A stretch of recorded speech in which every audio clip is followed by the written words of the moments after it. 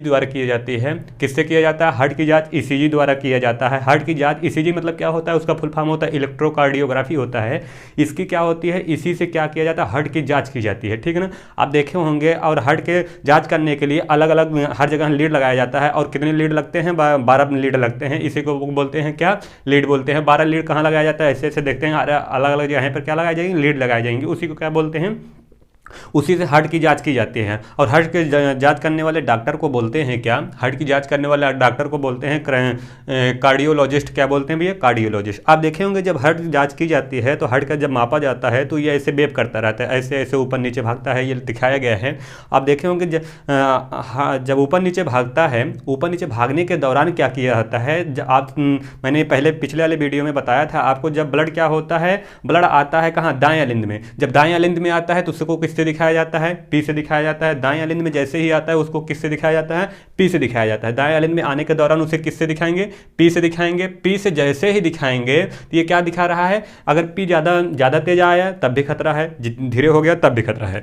और ये QRST क्या होता है? QRS क्या होता है? ये आगे की प्रक्रिया होती है। जैसे क्या हो गया, जब ब्लड दाएं लिंब में आएगा, दाएं लिंब में किससे? दाएं लिंब में जब आता है तो उसको किससे दिखाते हैं? पी से। उसके आगे की जितनी भी प्रक्रिया होती है ब्लड को शुद्ध करने की, उसको किससे दिखाते हैं? PQRST। अगर ब्लड ज़्यादा तेज, अगर ये रेखा ज़्यादा बढ़ जाएगी तब भी खतरा है, कम हो जाएगी तब भी खतरा है। तो ये एक नॉर्मल वेव में चलना चाहिए। नॉर्मल वेव में चलने के लिए क्या होगा? ये बढ़ना भी नहीं चाहिए, घटना भी नहीं चाहिए, ठीक है ना। तभी हार्ट का पंपिंग ठीक होता है। ये ब्लड प्रेशर कैसे नापा जाता है?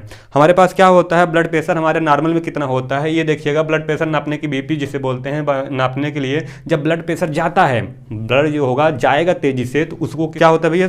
सिस्टोलिक होता है। जब ब्लड जाता है, जाने की क्रिया को क्या कहते हैं? सिस्टोलिक कहते हैं। और ब्लड क्या होता है? घूम फिर करके लड़ उड़ करके जब वापस आता है तो क्या होता है? उसे डायस्टोलिक बोलते हैं। कल मिलाकर के जब ब्लड क्या होता है, हमारा हृदय देखे ऐसे फूलता पचकता रहता है। जब ऐसे हृदय दबेगा, दबने के दौरान क्या होगा? जैसे ही दबेगा, ये जैसे ही दबता है तो क्या होता है? ब्लड भागेगा कहीं ना कहीं। तो क्या होगा? भागने की क्रिया को क्या होता है? क्या बोलते हैं? सिस्टोलिक बोलते हैं। और जब लड़ करके वापस आता है ब्लड, क्या उसे बोलते हैं? डायस्टोलिक बोलते हैं। कुल मिलाकर के हम उसमें एक सीधी सी बात आपको बताएं, जब ब्लड क्या करे? बहुत तेजी से जाने की क्रिया को सिस्टोलिक, और लड़ भिड़ करके जब वापस आ जाए तो उसे क्या बोलते हैं? डायस्टोलिक, ठीक है।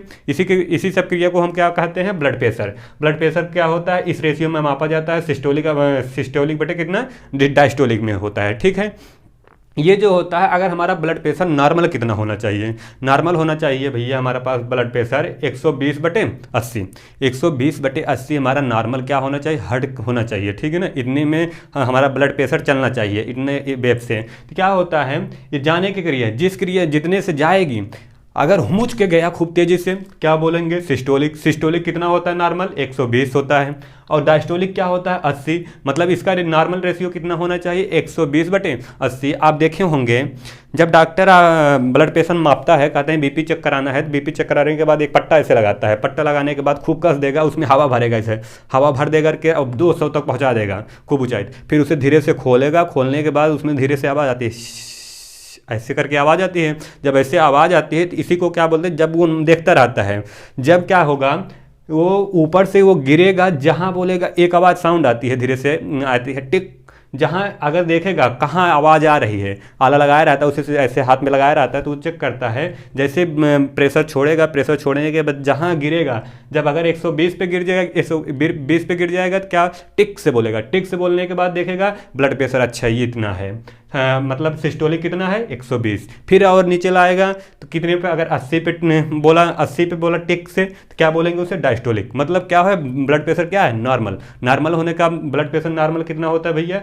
कितना होता है? 120/80। अगर इतना रहेगा तो ब्लड प्रेशर नॉर्मल रहेगा। ऊपर वाले को बोलते हैं सिस्टोलिक और नीचे वाले को बोलते हैं डायस्टोलिक, ठीक है। ब्लड प्रेशर हाई कब होता है? ब्लड प्रेशर हाई होता है भैया क्या? जब आदमी का ब्लड प्रेशर हाई हो जाएगा तो खतरा होता है, लो होगा तब भी खतरा होता है, हाई हो जाएगा तब भी खतरा होता है। हाई ब्लड प्रेशर का माप कितना होता है?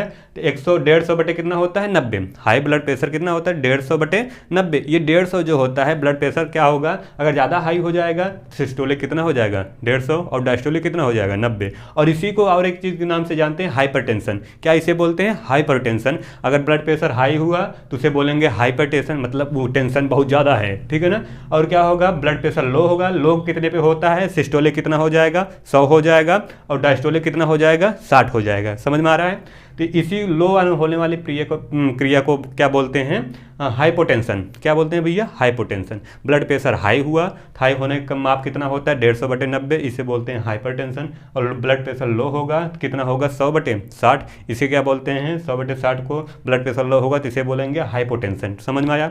ब्लड प्रेशर ये ऊपर वाले को बोलते हैं सिस्टोलिक, और नीचे वाले को बोलते हैं डायस्टोलिक। नॉर्मल वेब में मतलब ऊपर वाले के जाने की क्रिया होती है, ब्लड प्रेशर कितनी तेजी से जा रहा है, और नीचे वाले का क्या होता है, डायस्टोलिक, आने की क्रिया होती है, कितने ब्लड में कितनी स्पीड से आ रहा है। नॉर्मल कितना होता है, 120/80, हाई कितना होता है, 150/90, और लो कितना होता है हमारे पास, 100/60। यही क्या होता है, हाई को बोलते हैं हाइपरटेंशन, लो को बोलते हैं हाइपोटेंशन। ठीक है, इसी को बोलते हैं हाइपोटेंशन और हाइपरटेंशन। समझ में आया।